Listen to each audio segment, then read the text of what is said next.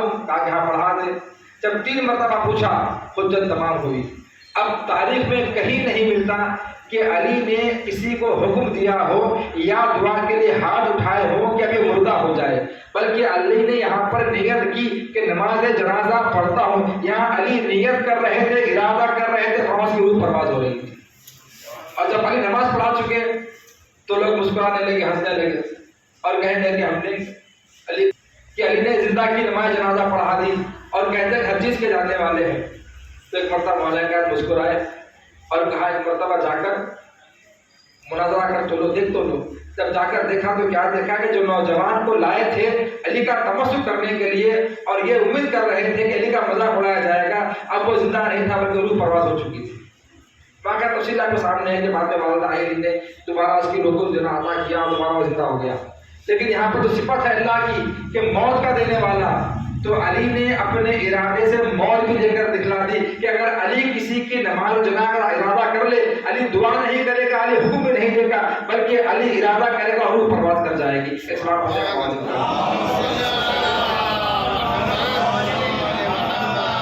تو اللہ کی ہر صفت کو آپ سامنے رکھیں سوائے لم یلد ولم یولد کے، وحدہ لا شریک کے۔ ہر وہ صفت علی کے سامنے آپ کو نظر آئے گی کہ ہر صفت پروردگار کو، صفت الہی کو علی نے اپنے اندر ظاہر کیا۔ اور اگر علی نہ ہوتے تو یقیناً خدا کی ان صفات کو پہچاننا ہمارے بڑا مشکل تھا، اور علی نہ ہوتے تو خداوند عالم کی توحید نہ پہچانے جاتی۔ یہ علی ہیں کہ جنہوں نے اپنی توحید کو پہچانوایا کہ جہاں پر لوگ کہتے ہیں کہ اللہ علیم ہے، اللہ جاننے والا ہے، تو پھر اس صفت کو کیسے واضح کیا جائے گا؟ بس یہی سے بات کو ختم کرتے ہوئے میں سمجھوں گا کہ خداوند عالم کی سب سے اہم صفت ہے علیم ہونا، یعنی ہر چیز کا جاننا، عالم ہونا۔ پوچھا لوگوں نے مولا کہنا تھا کہ عالم، ہم جب بھی کچھ پوچھتے ہیں آپ ایسے جواب دیتے ہیں کہ جیسے آپ ہر چیز کیا علم رکھنے والے ہو۔ کہا کہ ہاں رکھنے والا ہوں۔ کہا کہ عالی آپ چند لمحے کے لیے سوچتے بھی نہیں ہیں، آپ وقت بھی نہیں لیتے، جیسے ہی سوال ہوتا ہے آپ جواب دے دیتے ہیں۔ تو علی نے جواب نہیں دیا، بلکہ کیا کیا؟ فوراً سوال کیا کہ یہ بتلاؤ کہ تمہارے ہاتھ میں انگلیاں کتنی ہیں؟ کہا کہ 5 انگلیاں ہیں۔ کہا تم نے سوچا کیوں نہیں؟ کہا کہ یہ تو ہمارے سامنے کی بات ہے۔ تو کہا کہ بس یہی تو بات ہے کہ جیسے تمہارا ہاتھ تمہارے سامنے کی بات ہے، ویسے کائنات ہمارے سامنے کی بات ہے کہ اللہ نے اس تمام کائنات کو ہمارے سامنے خلق کیا، تو اس میں سوچنا کیسا؟ اور پھر امتحان کائنات دیتی رہی، سخت ترین سوالات، اور صرف الگ الگ سوال نہیں بلکہ ایک ہی سوال کئی مرتبہ کیا گیا، اور علی ہے کہ ہر مرتبہ اسی سوال کا جواب دے رہے، لیکن جواب ہمیشہ الگ الگ جدا کرنا، لیکن جواب جدا ہونے کے باوجود جواب بھی صحیح ہے۔ ان میں سے ایک سوال جو مشہور سوال بھی ہے، آپ بھی سوال فرماتے ہیں کہ کچھ آئے اب تاریخ میں اختلاف ہے، یہودی تھے آنے والے، نصرانی تھے آنے والے، یا پھر منافق تھے۔ سوال کیا کہ یا علی، آپ نے دعویٰ کیا کہ سلونی خبردار طبقے دونی۔ کہا کہ ہاں۔ کہا کہ آپ واقعی سب کچھ بتا سکتے؟ کہا کہ ہاں، جو کچھ پوچھنا ہو پوچھ لو، اس سے پہلے کہ مجھے کھو ڈالو، میں زمین سے بڑھ کر آسمان کے راستوں کو جاننے والا ہوں۔ اس کے بعد سوالات شروع ہوئے، ان میں سے ایک سوال طے کر کر آئے تھے کہ ایک ہی سوال ہم سب مل کر کریں گے۔ سوال کیا کہ یا علی یہ بتلائیے کہ کتنے جانور ایسے ہیں، کتنے حیوان جو بچے دیتے ہیں اور کتنے ہیں جو انڈے دیں گے؟ مولانا نے وہ سب کے سب انڈے دیں گے، اور جتنوں کے کان ظاہر ہیں وہ سب بچے دیں گے۔ یہ پہلا شخص بیٹھا، دوسرا کھڑا ہوا، یہی سوال کیا کہ یا علی کتنے حیوان بچے دیں گے اور کتنے ہیں جو انڈے دیتے ہیں؟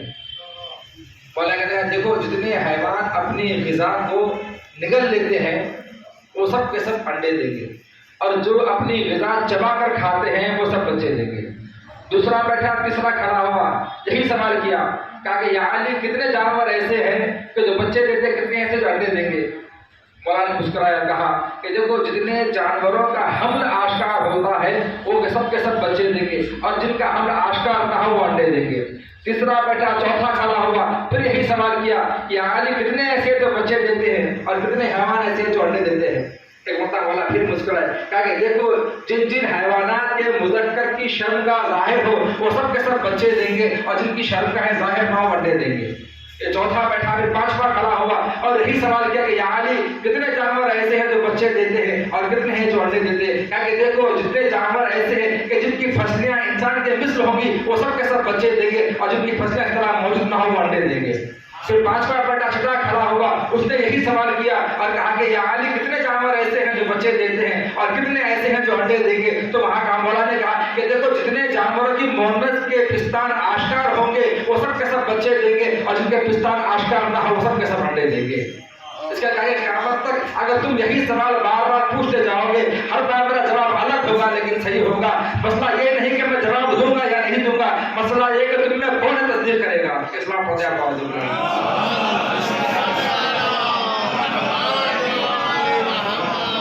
سوال ایک ہی ہے، بار بار سوال وہی ہے، اور علی ہر بار الگ الگ جواب، لیکن ہر جواب علی کا صحیح، کہ گویا ایسے معلوم ہوتا ہے کہ علی صرف جانتے ہی نہیں ہیں بلکہ علی کی آنکھوں کے سامنے تمام مخلوقات کو خلق کیا گیا۔ یہ ہے مولا کائنات، یہ ہے ذات علی بن ابی طالب کہ جو اپنے اندر تمام صفات الہیہ کو لیے ہوئے ہیں۔ اور عزیزان گرامی، یہی وجہ تھی کہ جہاں پر کہا گیا کہ علی کا ذکر عبادت ہے، اس لیے کہ علی نے اپنے عمل سے اللہ کی ہر صفت کو واضح کر دیا، ہر دلیل کو اللہ کی قائم کر دیا اپنے کردار کے ذریعے سے۔ اور پھر اگر بات علی کے ذکر کی جائے، اگر علی کا ذکر عبادت نہیں ہوگا تو کس کا ذکر عبادت ہوگا؟ اس لیے کہ کون سی ایسی شخصیت ہے اور کون سی ایسی ہستی ہے کہ جس کی لسان کو لسان اللہ کہا گیا ہو، جس کی آنکھ کو عین اللہ کہا گیا ہو، کہ جس کے نفس کو نفس اللہ کہا گیا ہو، کہ جس کے ہاتھوں کو ید اللہ کہا گیا ہو، کہ جس کے کہنے کو لسان اللہ کہا گیا ہو۔ یعنی علی کا پورا پورا مجسمہ اگر منسوب ہے تو ذات پروردگار عالم سے منسوب ہے، حتیٰ جو نفس انسان نفس کا مالک ہوتا ہے، اللہ نے کہا کہ اب یہ نفس بھی علی کا نہیں رہے گا بلکہ علی کے پاس اللہ کی مرضی ہوگی، علی کا نفس اللہ لے لے گا۔ اسلام ہو جائے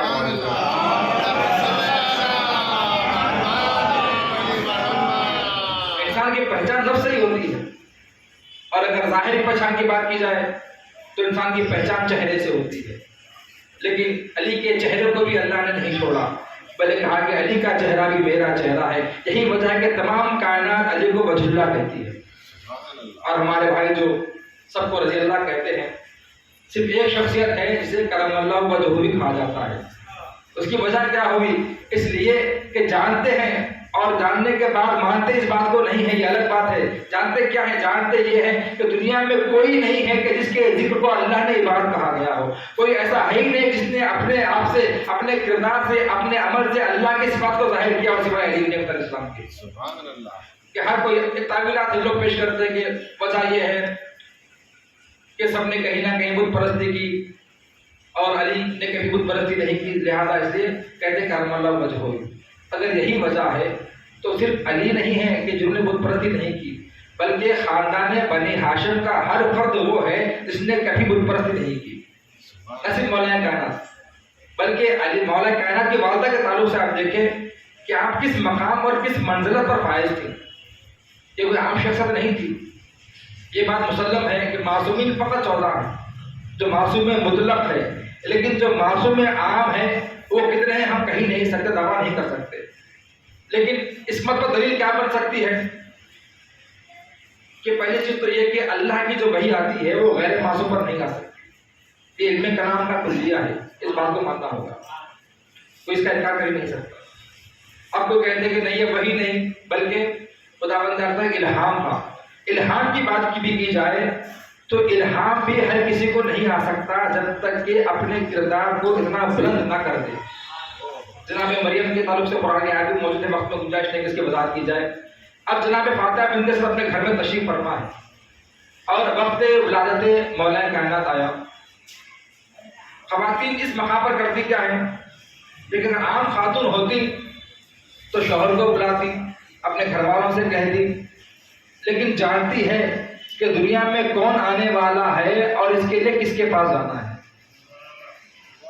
کوئی خاتون ایسی نظر نہیں آئے گی کہ جو اس وقت پر کسی عبادت پر چلی جائے، لیکن الہام ہوا یا وحی ہوئی جو بھی کہہ لے، پیغام آسمان سے آیا، گھر سے نکلی تشریف لے کر گئی، خانے کعبہ کی طرف گئی اور کہا کہ بار الہ مجھ پر اس ولادت کو آسان فرما۔ تو خداوند تعالیٰ نے کیا اہتمام کیا؟ اگر تالا خود سے کھل جاتا تب بھی معجزہ ہی کہلاتا، دروازہ خود سے کھل جاتا تب بھی معجزہ ہی کہلاتا، تو یہ نہیں کہہ سکتا کہ معجزہ نہیں ہوا۔ لیکن کیا کیا پروردگار عالم نے؟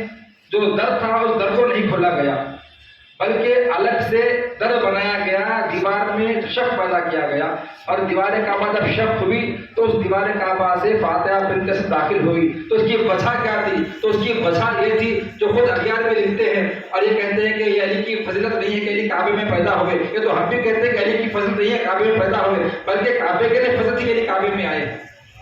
اب جمع فاتحہ بنت قیس چلی ہے تو وجہ کیا ہوئی کہ جناب فاتحہ بنت اسد کے لیے در نہیں کھولا گیا، الگ سے دیوار بے شک پیدا کیا گیا، ایک نیا راستہ پیدا کیا گیا۔ کیوں؟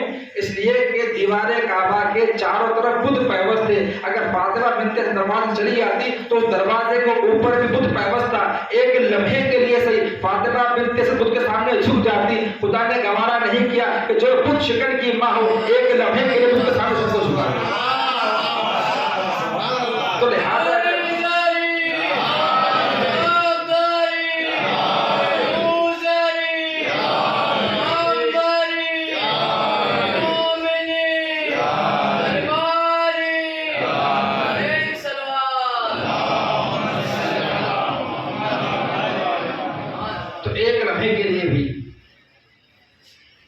شکر کی ماں ہو کہ خدا کو گوارا نہیں کہ بتوں کے سامنے لمحہ بھی اپنے سر کو جھکا دے، لہٰذا الگ سے دیوار کو شق کیا گیا تاکہ دنیا جان لے کہ یہ کس کی ماں ہے کہ جو بتوں کو توڑنے والا ہے۔ تو وجہ یہ نہیں کرم اللہ وجہ کہنے کی، وجہ یہ ہے کرم اللہ وجہ کہنے کی کہ اس چہرے کو اللہ نے اپنا چہرہ کہہ دیا۔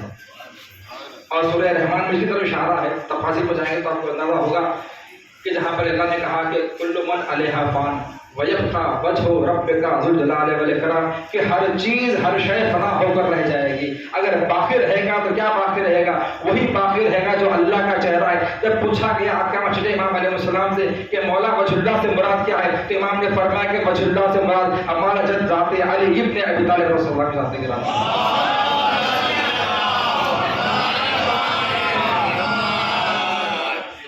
ان سے متصل ہو کر ہم اہل بیت علیہ السلام کو اس آیت میں وجہ اللہ کہا گیا۔ ایک اور صلاح پڑھتے ہیں آپ آواز بلند۔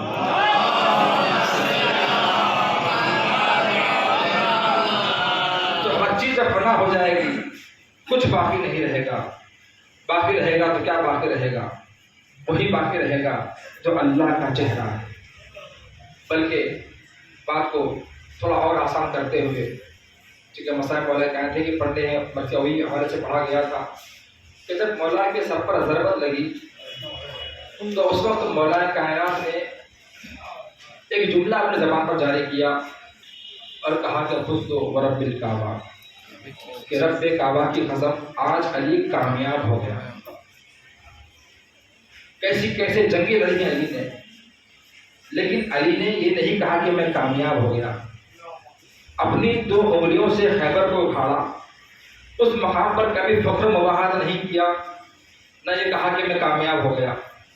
کوئی منزل سے نظر نہیں آئے گی کہ جہاں پر میں خود کو کامیاب کہا ہوں، سوائے اس منزل کے کہ جہاں پر سر پر ضربت لگی ہے۔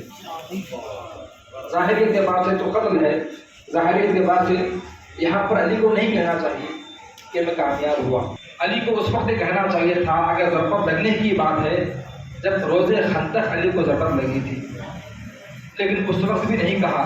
جس ضربت کے لیے رسول اکرم نے کہا کہ ضربت علی یوم الخندق ہے، اب روز خندق کی ثقلین کی عبادت پر بھاری ہے۔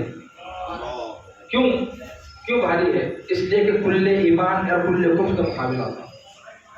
اور یہ حدیث ہم سنتے ہیں عام طور پر، سمجھتے ہیں کہ کائنات سے افضل ہے تو ایک آسان جملہ ہو گیا، نہیں، بلکہ کی ایک ضربت۔ کائنات کے اندر کون کون ہے؟ کیا انسانوں کی بات چل رہی؟ نہیں، کائنات میں تمام کے تمام ملائکہ کو اللہ نے ایک طرف کر دیا اور علی کی ایک ضربت کو طرف کر کے بتلا دیا کہ دیکھو تمام کائنات بھی مل کر اگر عبادت کر لے گی تو علی کی ایک ضربت کا جواب کہ میں کامیاب ہوا۔ کہا تو کب کہا علی نے کہ جب سر پر ضربت لگی۔ تو فلسفہ کیا ہے؟ وجہ کیا ہے؟ وجہ یہ ہے کہ علی نے اپنی تمام زندگانی رضائے پروردگار عالم کے لیے گزاری،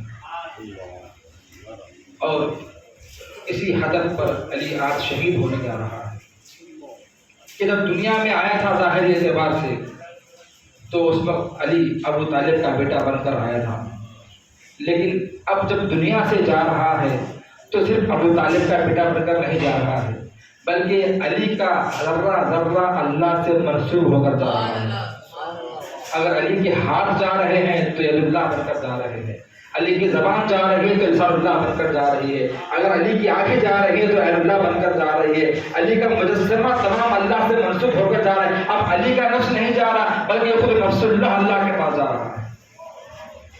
اس لیے علی نے اللہ کی مرضی کو حاصل کیا اور اپنے نفس کو خدا کے حوالے کر دیا، تو کہا کہ فزت برب الکعبہ، کہ رب کعبہ کی قسم علی کامیاب ہو گیا۔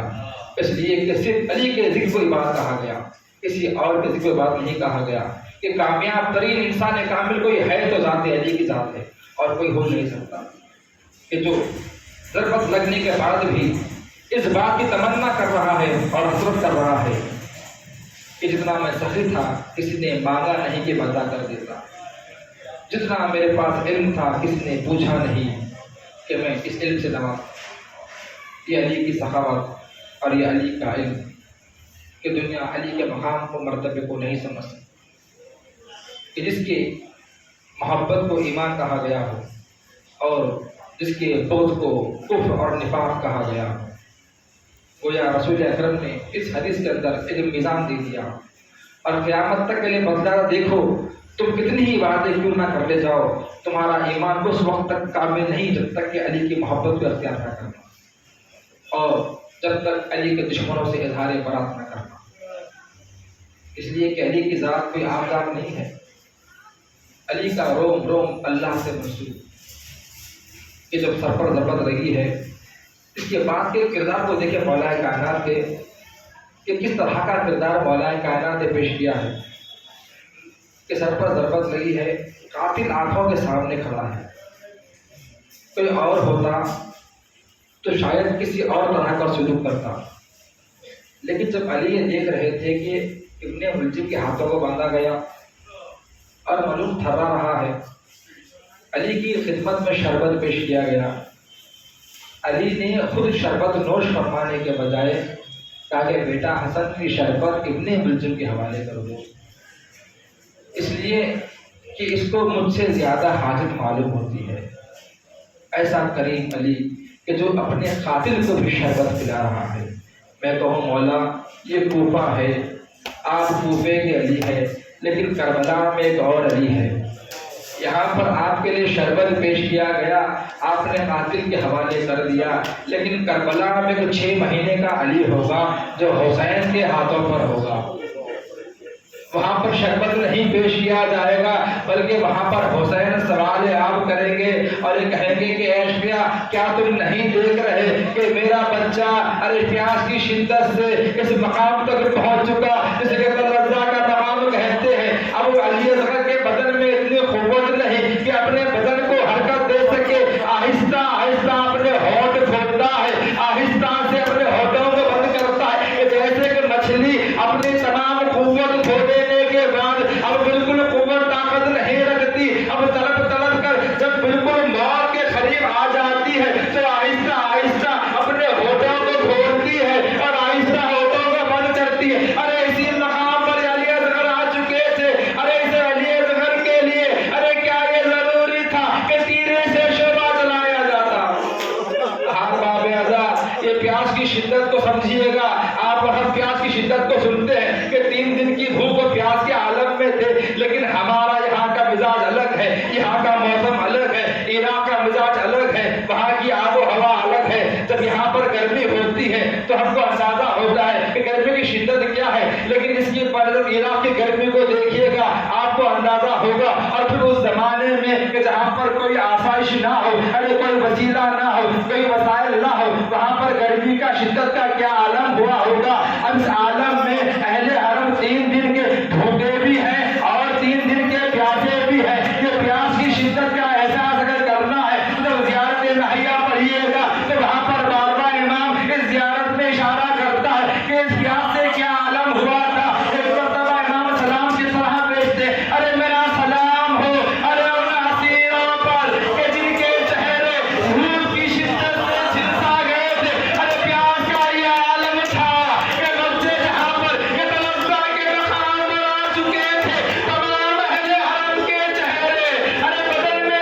کی شدت، اوپر سے دھوپ کی شدت، چہرے جھلسا کر رہ گئے تھے، چہرے پہچان میں نہیں آ رہے تھے۔ اور باپ اعزا آگے بڑھ کر امام اب یہی سلام کرتے کہ میرا سلام ہے ان چہروں پر جو خاک میں اس طرح آلودہ ہو چکے تھے کہ جن کی شناخت ارے آپس ہی میں کرنا ممکن تھا۔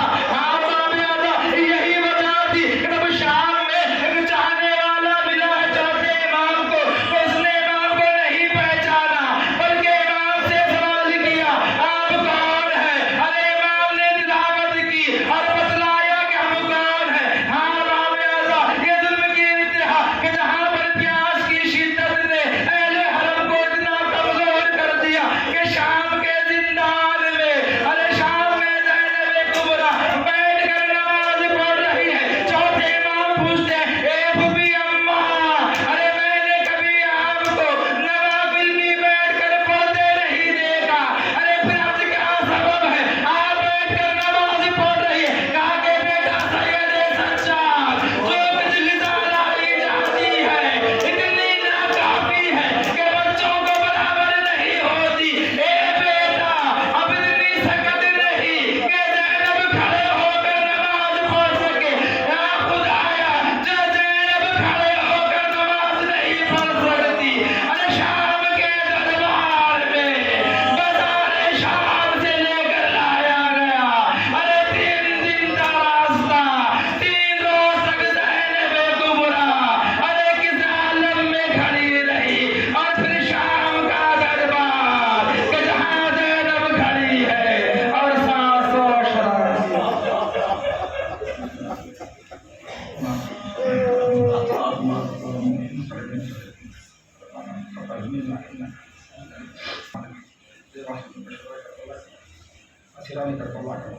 ہم سے اس ذکر عظیم کو قبول فرما، ہمارے گناہ نے صغیرہ کبیرہ کو معاف فرما، ہمارے تمام مرحوم کی مغفرت فرما، بالخصوص جن مرحوم کے احساسات میں ذکر کیے ان کی مغفرت فرما، ان کے درجات کو بلند فرما، دنیا میں جہاں جہاں اشیاء حیدر کہا ہے ان سب کی حفاظت فرما، تمام دشمنوں کا خاتمہ فرما، ہم میں جو بیمار شفا کامل و عاجل میں فرما، جو مقروض خربوں کو ادا فرما، جو بے اولاد ہے صاحب اولاد بنا دے، خدا جو پریشان حال پریشان دور فرما، تمام مقامات مقدسہ کی حفاظت فرما، تمام مقامات کی زیارت سے بارہا مشرف فرما، ہمارے امام کو ذمت عاجل فرما، ہم کو امام کے اعوان و انصار میں شمار فرما، مرنے سے پہلے امام کی زیارت اور معرفت نصیب فرما، ہم سب کا خاتمہ خیر پر فرما۔ آخر میں سے فاتحہ سے جملہ مومنوں